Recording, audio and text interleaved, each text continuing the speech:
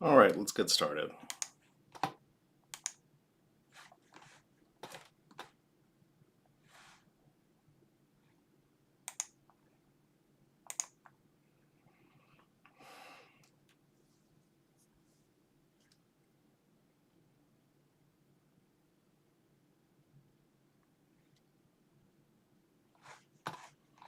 All right, the first thing I want to do today is I want to move the middle tier stuff into its own folder.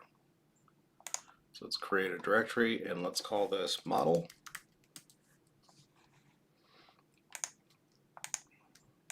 Go ahead and move it into model.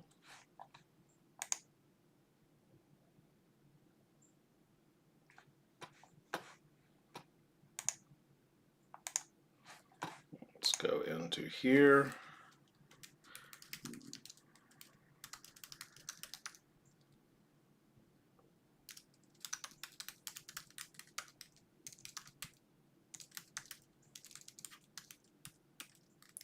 Get over the DarkInk, simple.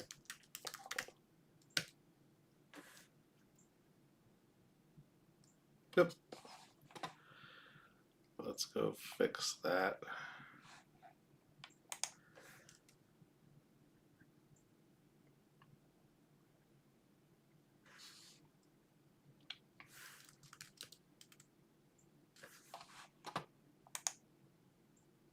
Let's go fix that.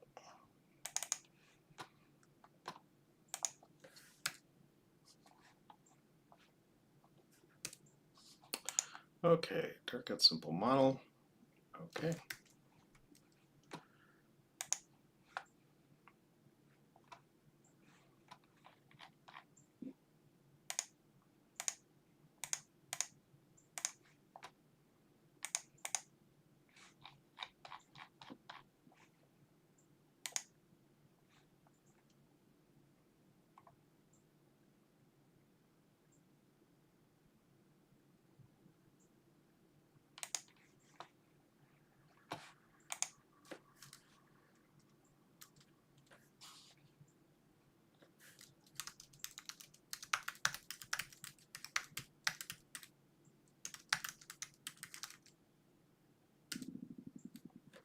Let's bring in our dependencies.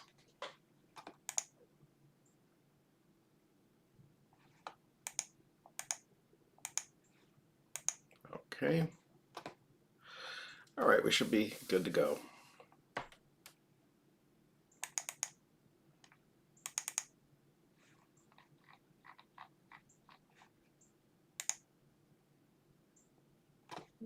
Okay. Any issues here? No, it doesn't look like it.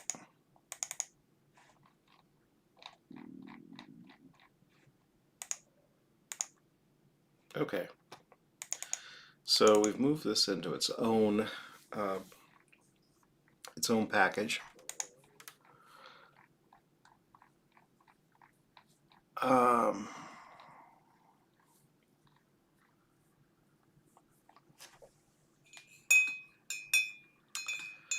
let's see, we've got our find method. So now we just need to figure out how to populate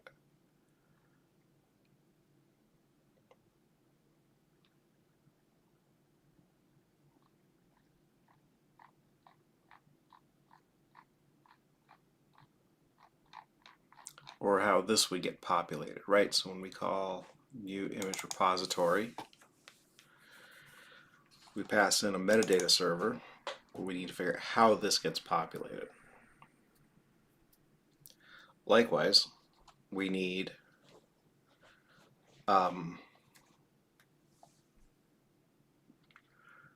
some way of pulling one of these out, right?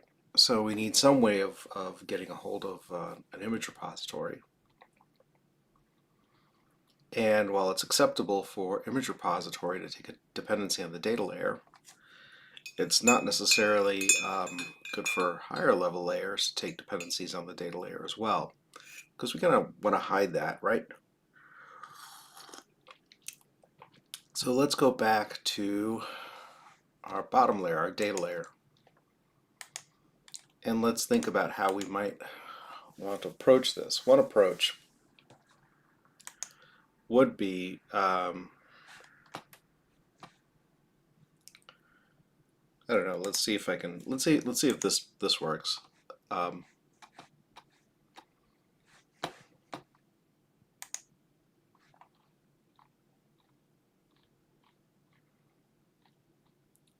Okay.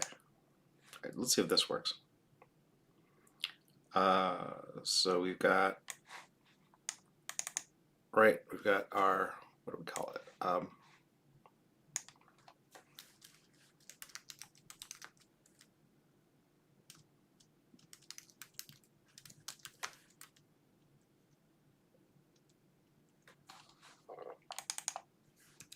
And really, it's just an interface, so it really has no attributes.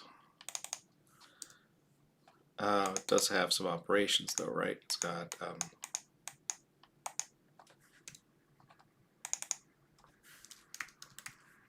find, right? And then it's got essentially a constructor.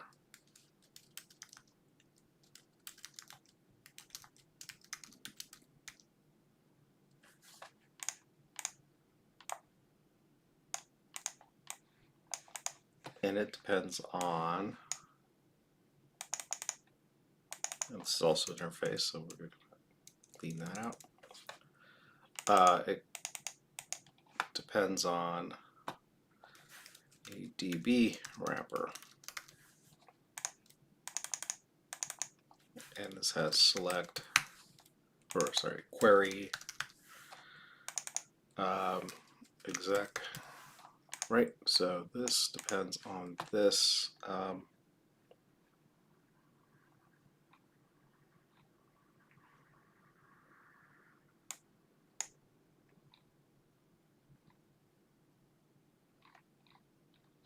Oh, I see.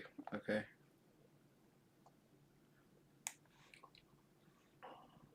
Bound class. All right.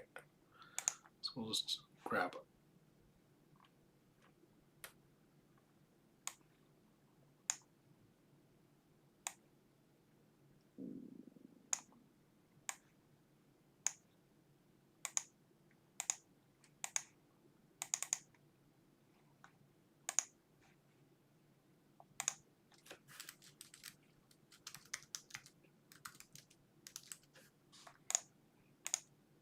That's very garish.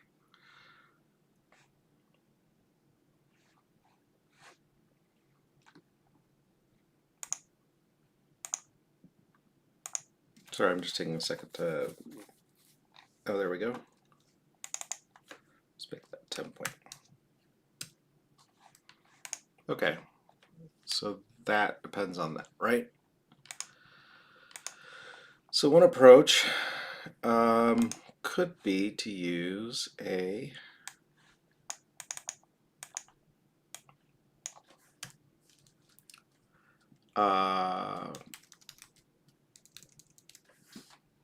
this is going to be a it's going to be an interface.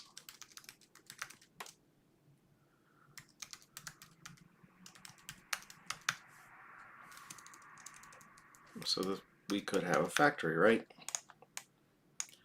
Its job is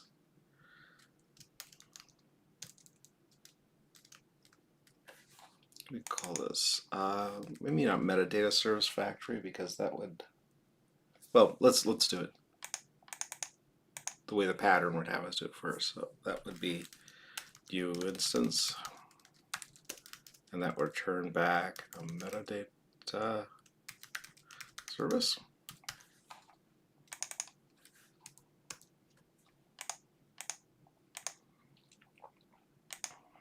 Okay.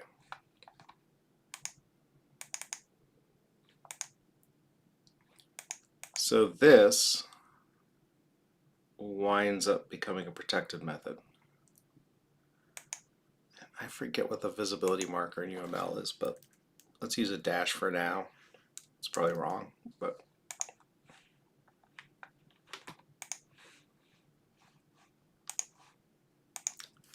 UML protected class methods.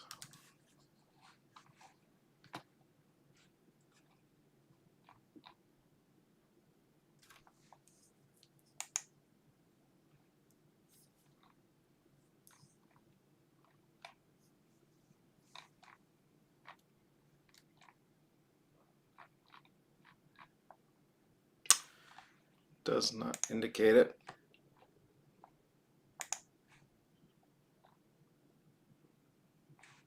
Protected int y. Okay, hash sign. Okay. So this becomes. It's also a class method. So let's see what's a class method.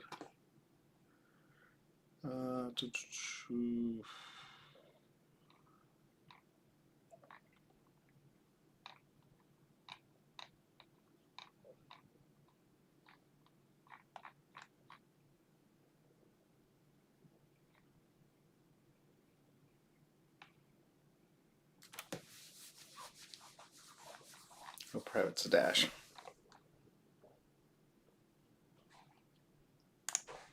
Okay, so we have a private protected method. So this becomes a protected method. It's not visible outside the package. This is left unimplemented.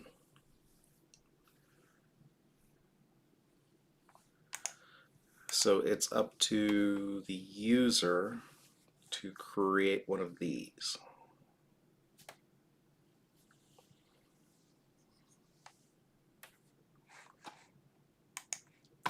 So up here, we would create an instance of a factory.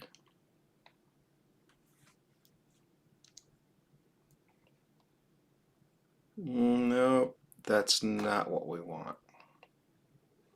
Because sometimes we'll need to pull in this will need to be instantiated.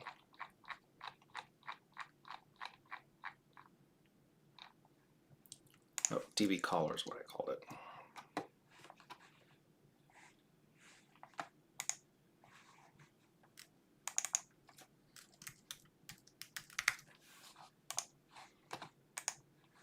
So I could see this being instantiated with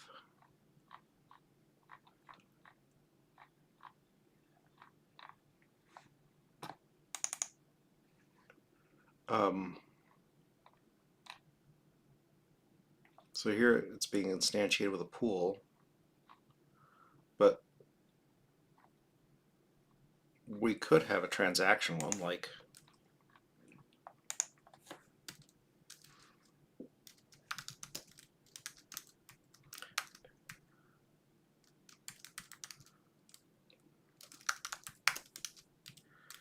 and this takes a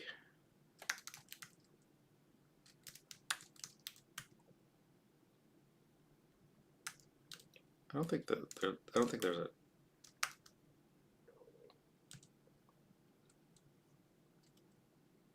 yeah, so it takes a transaction.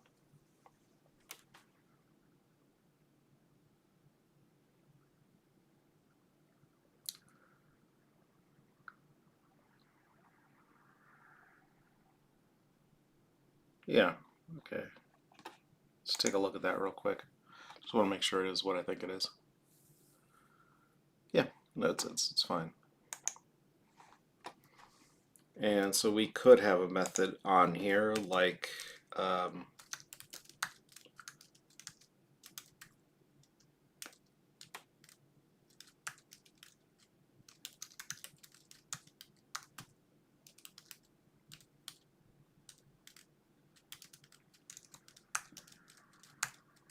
and this returns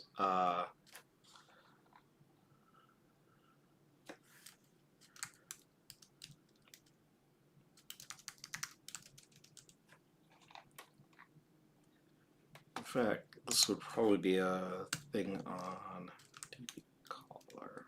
So this would be a thing on DB caller. So we'd have a begin,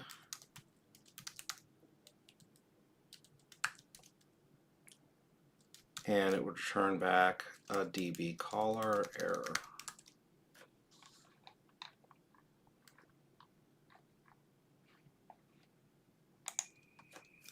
This would return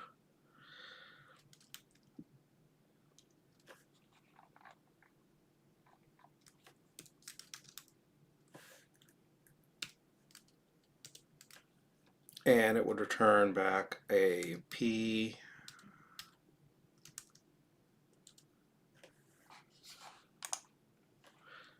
and so these methods would be, so we'd have these methods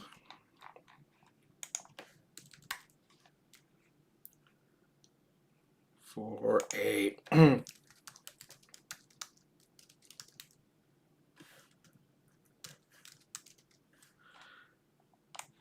transactional call, right?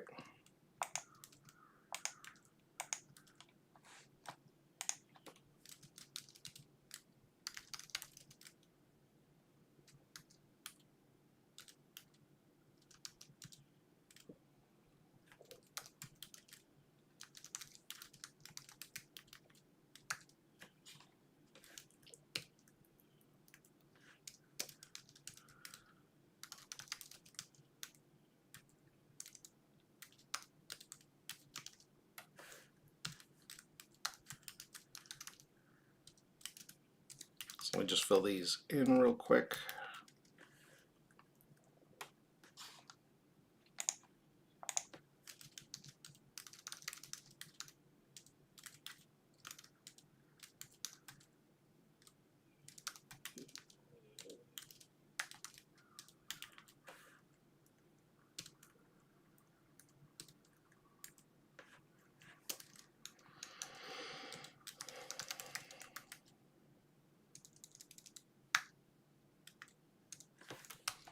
So why does this look the way it does? This looks the way it does because I don't want to handle nested transactions. So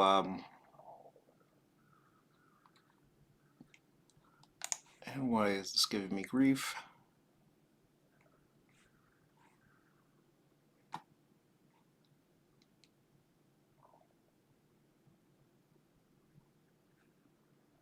What does begin return on pool?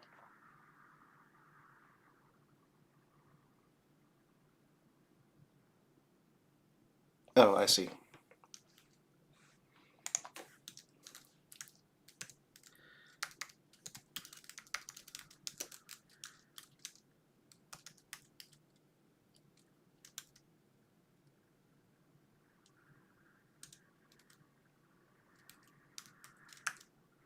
So we create that if error not equals nil, return nil error.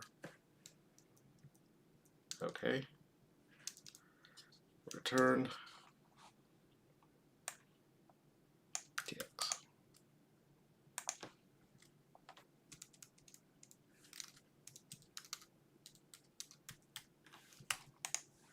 Why is it still unhappy? Oh.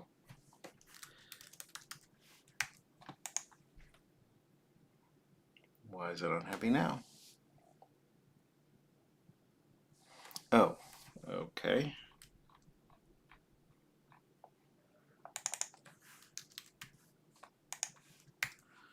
All right.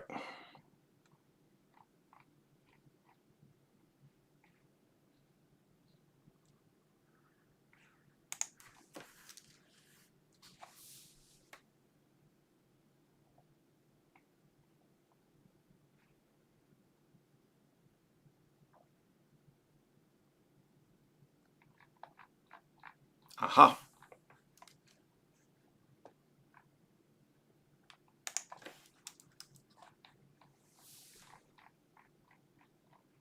Now we're all happy. Okay.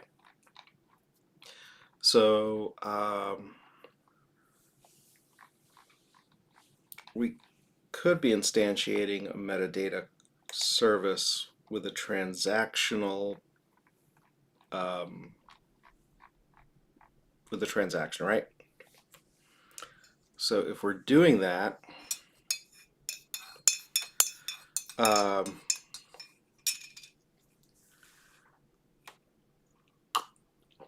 we're doing that,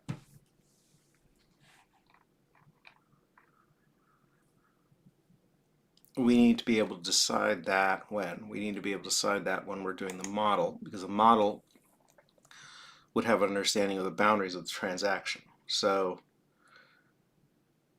if we go here, back to the model, well, that's not necessarily true. That would be true in one sense, right? It would be true that the model would have, we could possibly implement some sort of model entity across multiple data services. So if we have one data service that's our metadata service, we might have another data service which is our,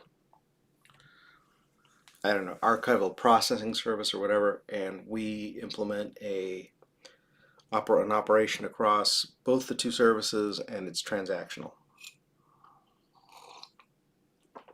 But we might have a transaction that also spans model entities.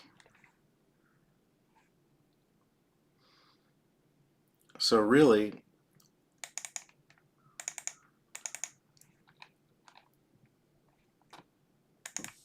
this might get passed into through some sort of unit of work.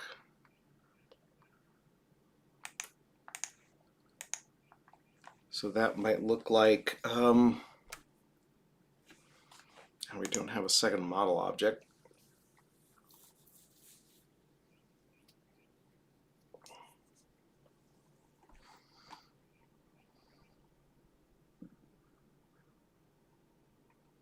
But that would be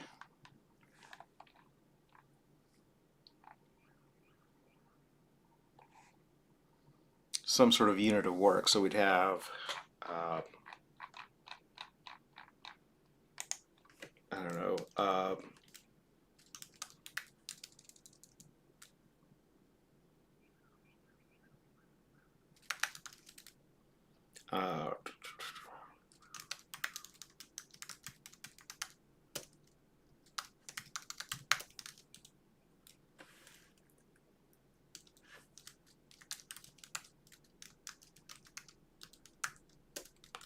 archive image.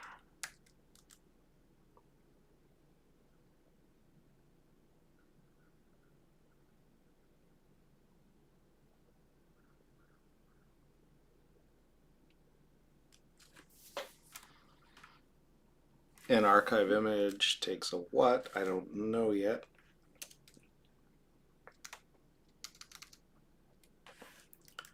Maybe it takes an image.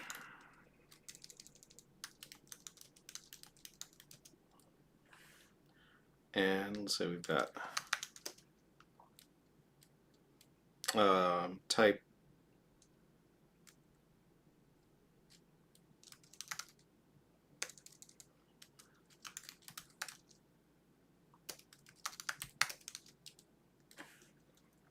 we got some type backup. Maybe it takes an image and a backup.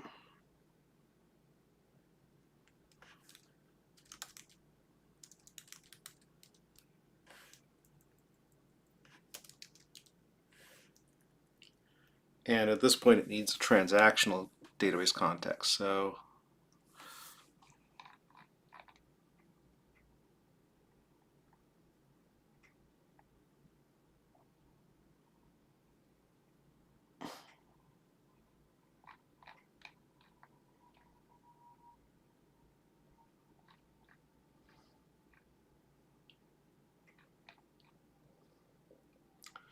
So up here we have a unit of work.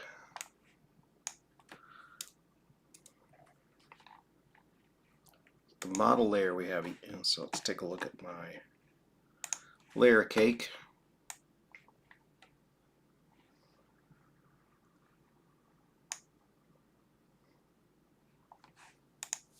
So let's go ahead and create a new layer. let's lock this layer. Okay. So let's do this. Let's say we have unit of work, and that belongs here. And we have transaction. Transaction belongs here.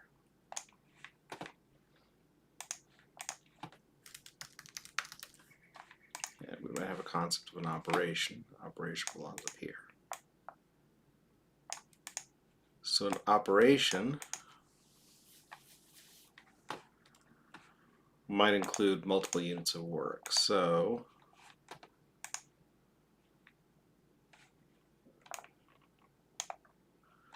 and do we have crow's foot or anything we can put on the end here? Yep.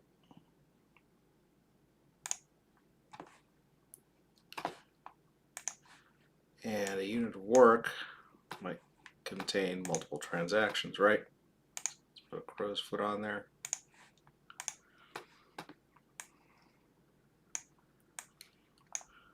Are these all aligned on centers?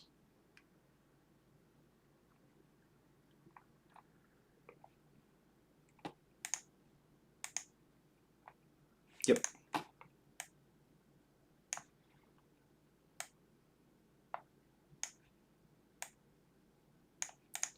So an operation has multiple units of work, which has multiple transactions.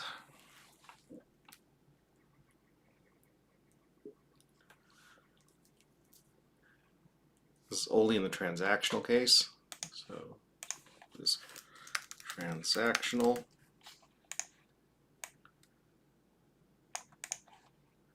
And then we have non-transactional.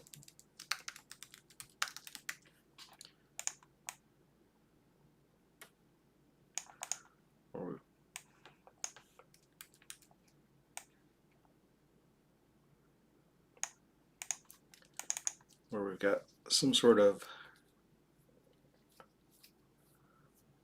operation. Then we have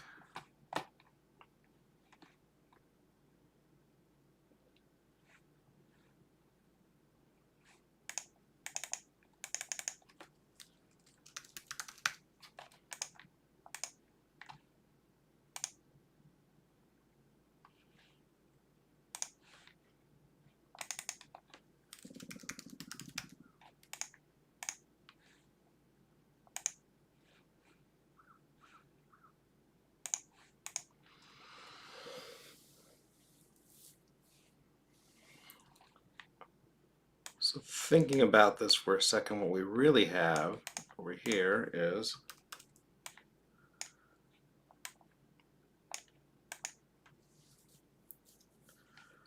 a unit of work has multiple entities.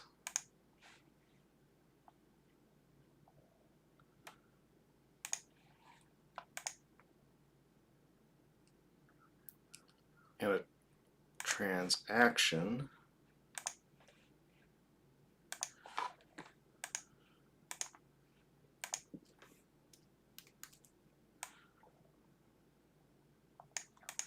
and we know entity has a service.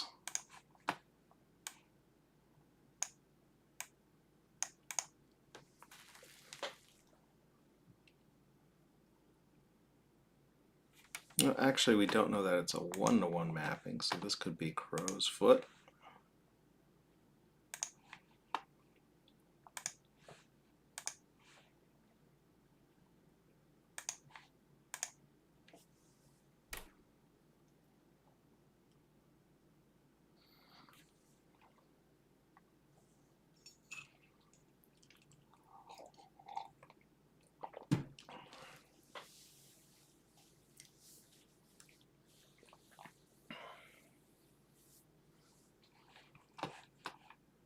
And we'll just provide like a little block here so we can keep track of what layer they're in.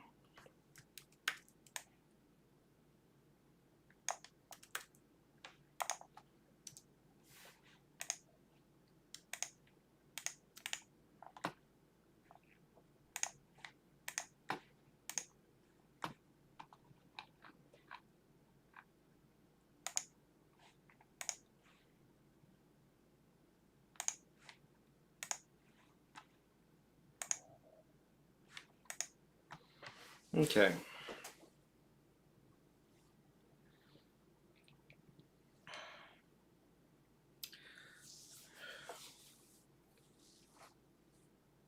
So thinking about this,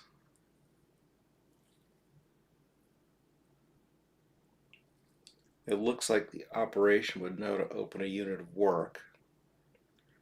The unit of work would know to open the transaction and pass that transaction on to any entities.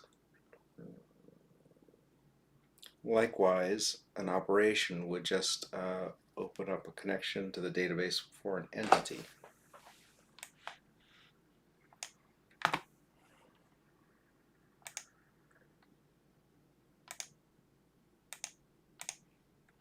There we go.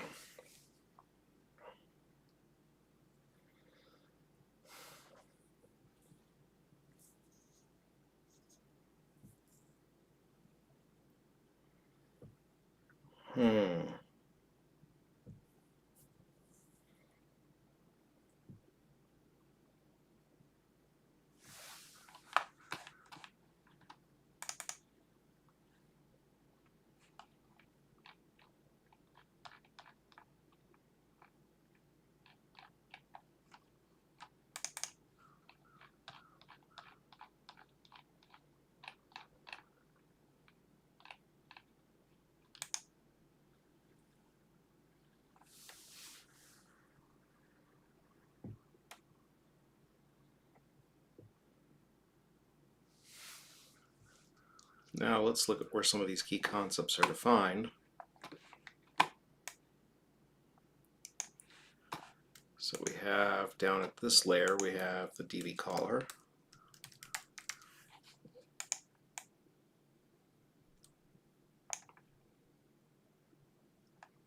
And the services.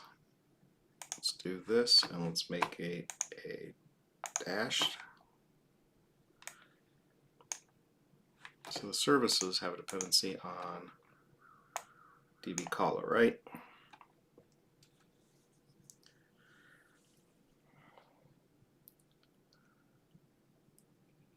It would be okay for this layer, whether it's a unit of work or an entity, take a dependency on DB caller.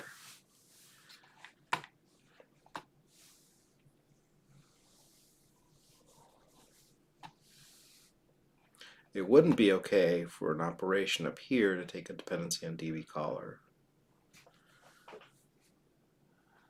because it's defined at the data layer.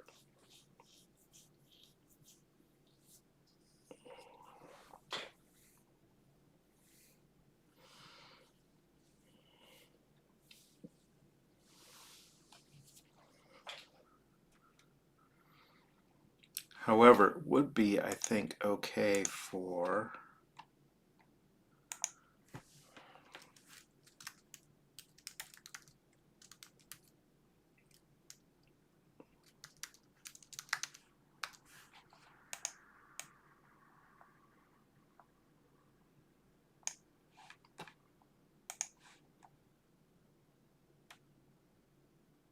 a service to call. So those are dependency lines. Let's come up with just a quick little annotation for let's do dash lines for. It would be okay for entity to call DB caller factory, and for unit of work to call DB caller factory, which would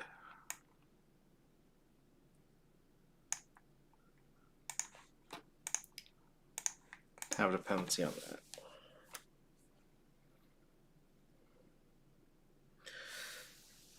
I think it's okay to initialize the DB caller factory. So let's call this up here one time initialization.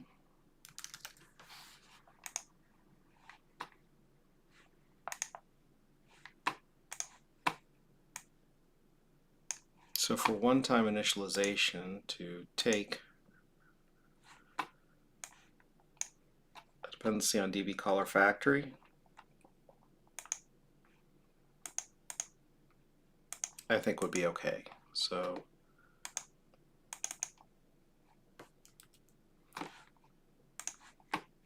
if this were the case,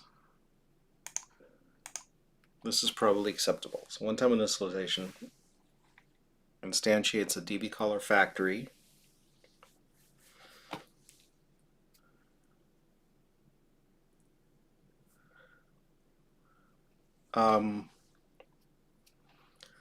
Entities take a dependency on DB caller factory.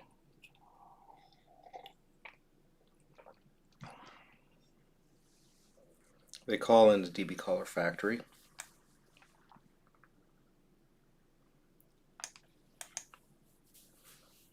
So it kind of sits between these two layers. The services are instantiated with a DB caller, so they have a dependency on DB caller. This returns a DB caller. These use a DB caller. Let's do this. Let's label these.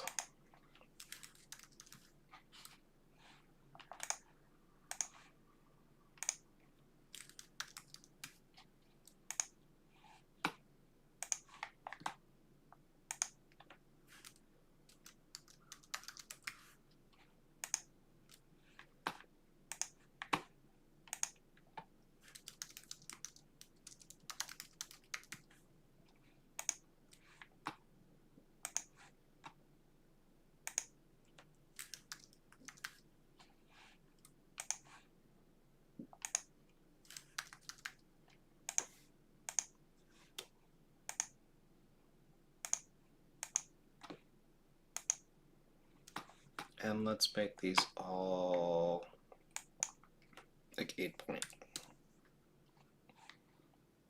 Okay.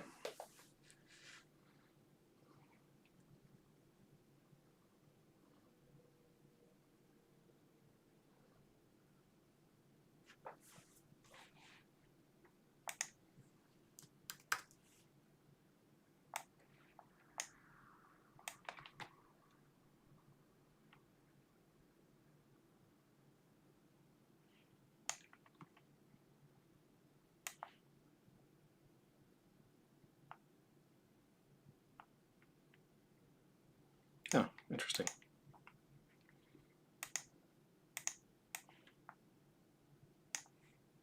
Oh. Okay.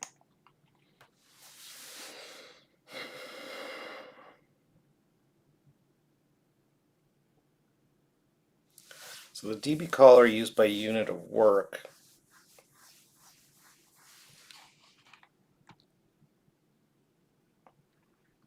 So a unit of work would probably do something like the following.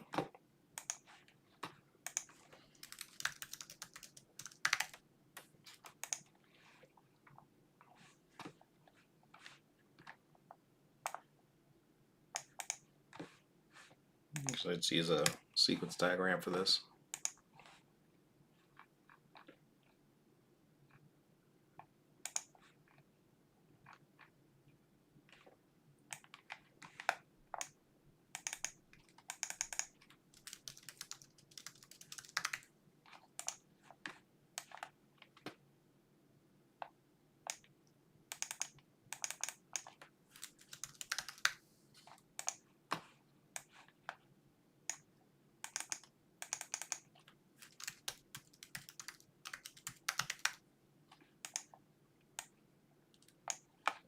Okay, so the first call would be over to DB caller factory.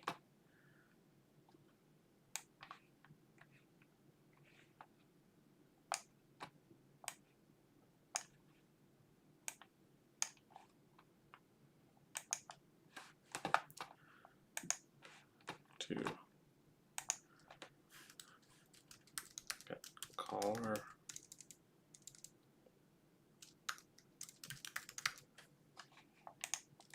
And of course we'd have another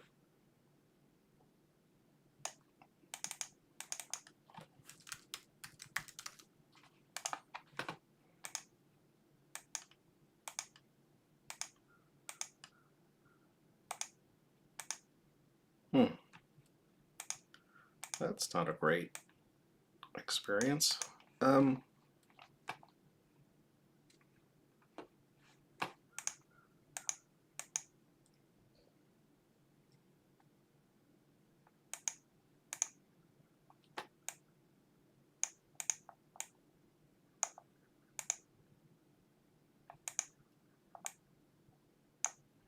Well, that sucks. That's not going to really work. So, unit of work calls db caller factory to get a db caller, right?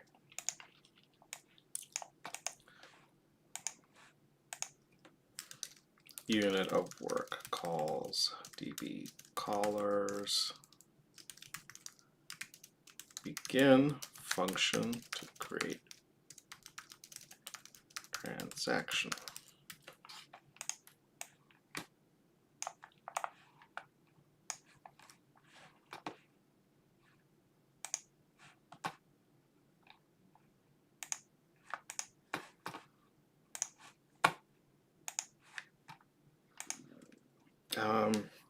Okay. Overwork initializes entities with the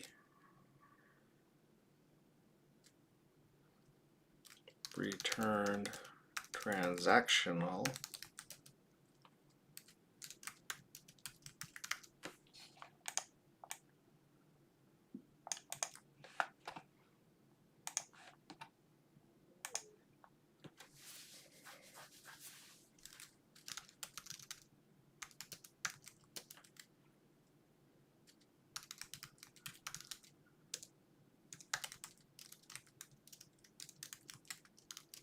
to each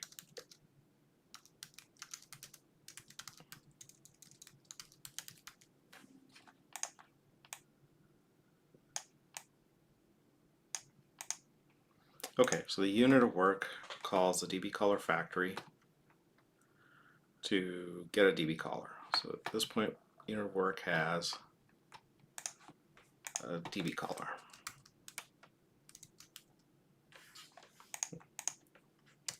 So at this point, this exists. Unit of work calls the begin function to return a new transactional db caller. Okay.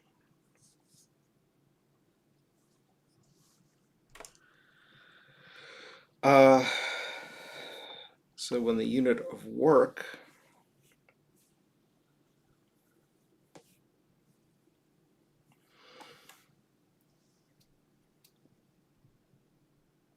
grabs an entity, it has to grab an entity with db caller.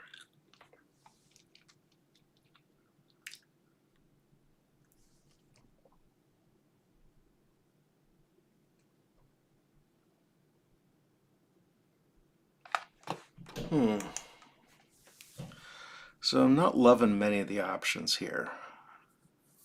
So in case you're wondering why I'm doing this morning, I am working through the process of figuring out how to layer this stuff so that I have clean layers that have minimal dependencies across layers. And it is getting to be tough to have a database connection that just doesn't smear itself all across